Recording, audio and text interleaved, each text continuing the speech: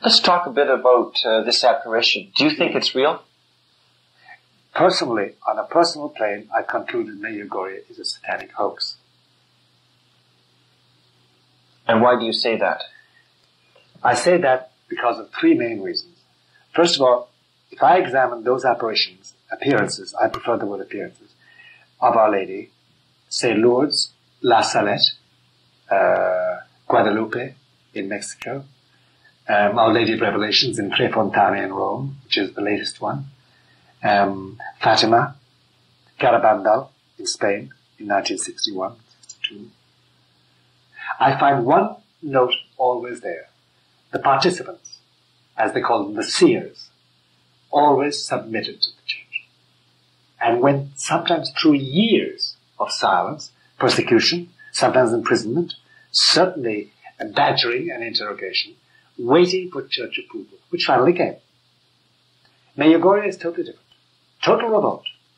No, we're talking to Our Lady every day. She says this. She told us to say this. We're going to say this. The local bishop has been shunted aside by the Medjugorje people. Rising up there, I think it's now 13 million people have gone to Medjugorje on pilgrimage. And there are confessions and rosaries and pilgrimages and processions every day over there. A huge amount of tourist money has gone into Yugoslavia. The Marxist authorities at that time were very, very enthusiastic about Medjugorje because it increased tourism. But apart from that question of the material benefits, there's that one sign. It was not submissive to the authority. You see, if the authority is even unjust, you have to submit to it if it has the authority. Christ said that. Upon the chair of Moses, the scribes and Pharisees have said, do what they do, but don't do as they say. Don't do as they do, but do as they say. They have the authority. And that's the first sign for me that Medjugorje is not for me, certainly. I can't touch it. Number two, it's what Our Lady is quoted as saying, that other faiths are just as good as ours. Leave the Muslims alone. There are a lot of Muslims in Yugoslavia. Their faith's just, for them it's good. It's not for you. I can't imagine Our Lady saying that. I just can't imagine Our Lady saying that. And there are a whole list of things like that, plus funny incidents. For instance, once during a documented incident, once during the supposed apparition when the children were talking to Our Lady, a French newsman with typical French insolence, the children's eyes are always fixed on this invisible object, Our Lady. He pointed his finger to the eye of one of the children, and the children went back like that. Now, if the seer was totally absorbed, how could it be like that? So the priest, Vanek, who was there, gathered the child in his arms and went off into the sacristy. For a moment, he came back and said, well, the child actually thought the child Jesus was falling from the arms of Our Lady, and he was shocked. So it's obviously a sham. Then there are other things connected with the fact that Our Lady used to appear in the fields, first of all, and then they got her transferred to inside the sacristy, or a little chapel, a room opposite the sacristy in the parish church. There are whole behaviorisms there, and then the subsequent history of Vanek and other people connected with it that do not smell of heaven. So then there is the alchemy touch. You know, the medieval alchemists used to promise that by the power of the devil, they could change lead into gold. And there's this funny thing of your rosary beads turning from ordinary metal into gold. We had that in Cedars in Wisconsin, too. We had it in Bayside. Yeah, we have it in Bayside, too, today. So it's alchemy, it's medieval alchemy, an old trick of the devil's. And then there are things like that that are very funny. There's one other factor which is going to make you laugh, but which, for me, is paramount because I'm Irish. The Irish say, the devil can cloak every part of him, make himself the most beautiful angel of light, except his feet. He can't hide the hooves.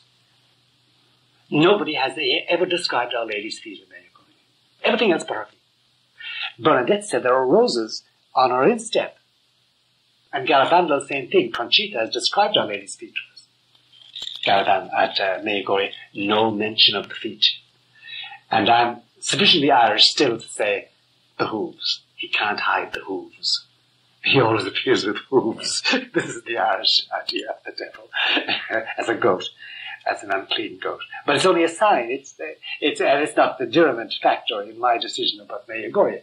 Now, if tomorrow the Pope says Medjugorje is fine, there have been abuses, then I will submit. But, unless Peter speaks, and has spoken for Garabandal, it has spoken for Lourdes, spoken for La Salette, spoken for Fatima, it has not spoken and refuses to speak, and is very critical of Medjugorje. And therefore, I as a Catholic cannot go along with it at all. Until Peter does speak one way or the other, I hang fire. My impression personally is that it is a hoax. There have been a proliferation of many apparitions or so-called apparitions in the last 10 or 20 years. And 260 today.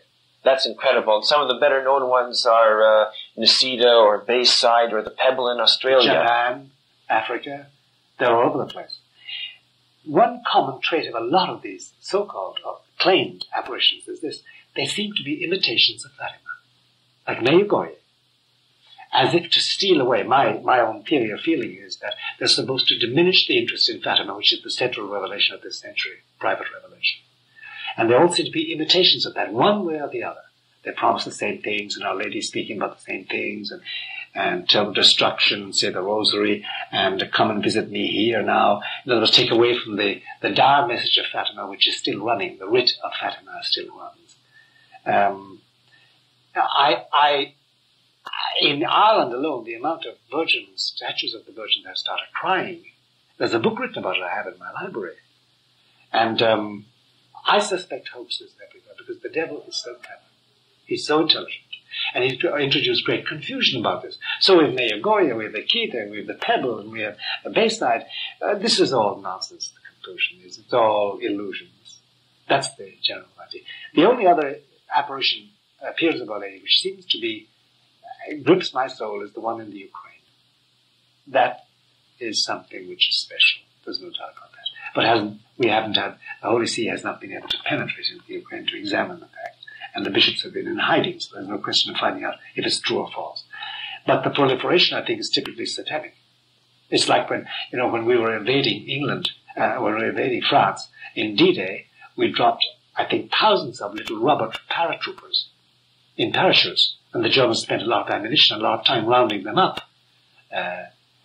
They call them Gummisoldaten. It's a diversion. That's right, it's a diversion. Diverting people from the Fatima itself, which has a very dire and exact Catholic message, full of devotion to the papacy, full of devotion to the Passion, full of devotion to purity and to honesty and to Catholic virtues, and is full of the Catholic intimacy. There's no intimacy in Medjugorje at all. It's a different thing completely. So that's my judgment on Medjugorje. That's what I think about Medjugorje, and why, until Peter speaks, I cannot share any enthusiasm for it. I'm afraid of it.